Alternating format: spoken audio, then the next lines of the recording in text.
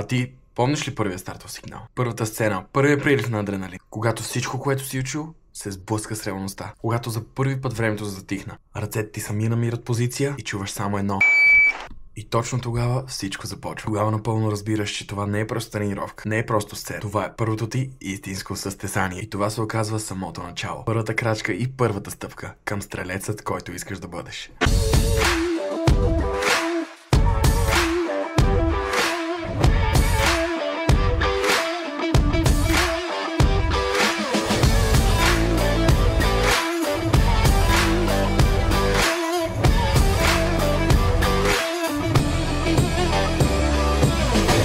Единствената цел за мен и моят приятел е без дисквалификация. Караме го полека и просто трябва да завършим. Ето така просто си изтърколим отред. Имам 3 минути да проходя и, разбира се, не ми стигат. Просто една огромна паника, когато чух името си, застанах на стартова позиция и просто изчаках да чуя сигнала.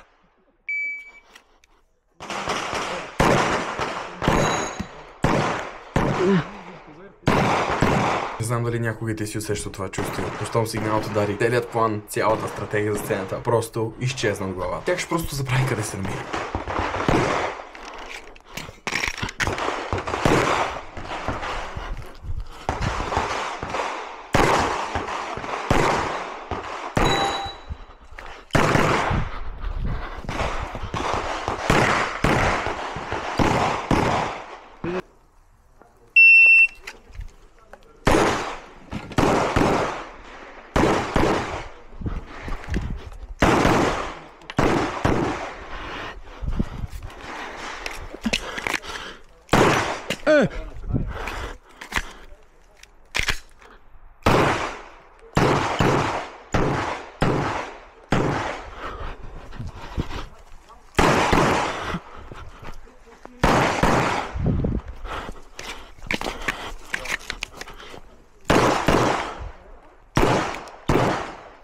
Само по начинът, по който видях бате Коля да ме гледа отстрани, разбрах, че това беше тотален провал. И все пак, завърших сцената с завидно само една пропусната мишена, един пропуснат плейт. Така че, продължаваме нататък.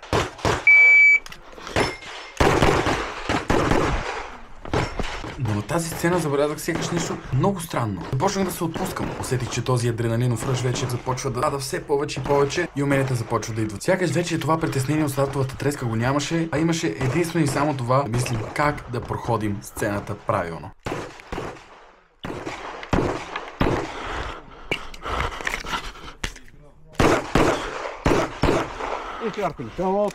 Единственият недостатък просто не спира да вали. А моят опит на дъжд е толкова малък, че ако трябва сега да мисля и за това нещо, просто шансовете за дисквалификация се увеличават все повече и повече. Shooter, are you ready? Ready. Stand by.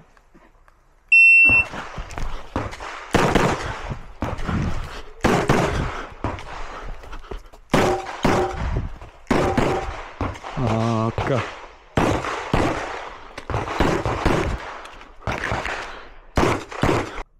Какво се случи? Проходих сцената сигурно 5 пъти. Бях толкова ясно изграден план и всичко за миг изчезна. Тук вече липсата на опит наистина си казва думата.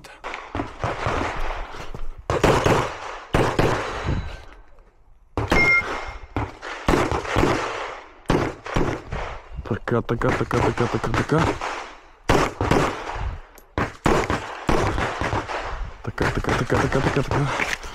Окей, все пак нямах дисквалификация. Успях да завърша сцената по възможно най-безопасният начин. Така че с повече спокойствие продължаваме. Stand by!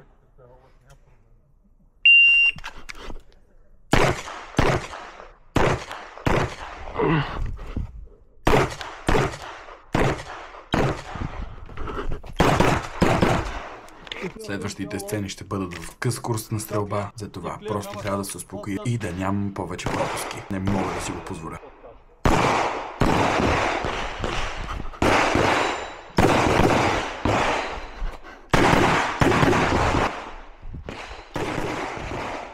Едно от най-хубавите неща на състезанието започва да се показва слънце. Дъждът спря, така че нека видим.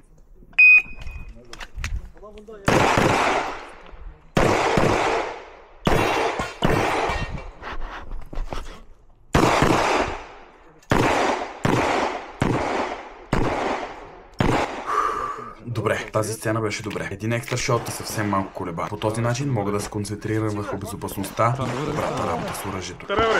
Реди. Стендбай!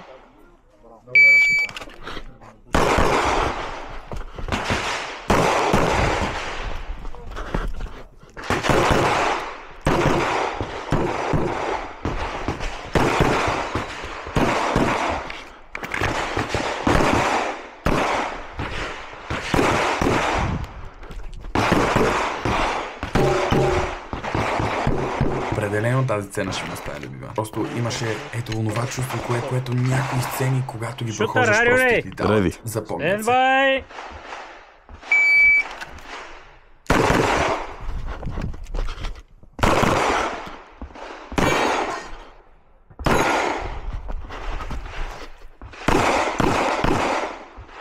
Толкова напрежение и тичане направо се сварих. Прече дъждът спря, почвата е здрава и вече мога да прохождам сцената по тениска.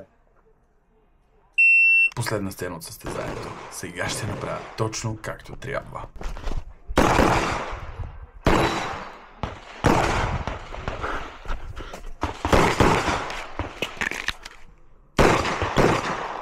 Добре, не пропускам ли нещо? Дали това беше най-правилният път?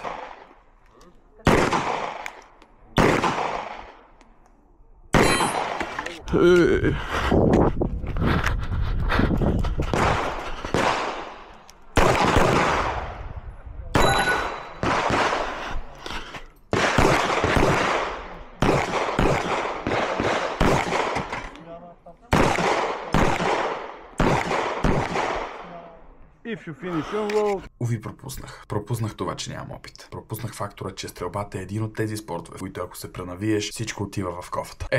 Все пак успях да завърша. Дори когато осъзнах, че съм сгрешил и съм пропуснал отново 2 мишени и съм объркал тотално редът на действие, все пак успях да се смиря и да си кажа страхотно. Все пак завърших. Както завърших аз, така успя и моят приятел. Без дисквалификация. Каквато беше всъщност и целта на състезание. Това беше първата стъпка. Първата грешка. Първото браво. И първата тишина след последният изстрел. Със сигурност съм далеч от перфектен дори за начинаещ, но вече не съм същия, какъвто бях онази сутрин. А сега несъмнено очаквам следващото състезание. Следващия стартов сигнал, където пътят на изграждането продължава. Следващия рън ще бъде по-бърз, по-точен, по-мой. Ти ще си там, за да го видиш. Може да се абонираш и да вървиш с мен.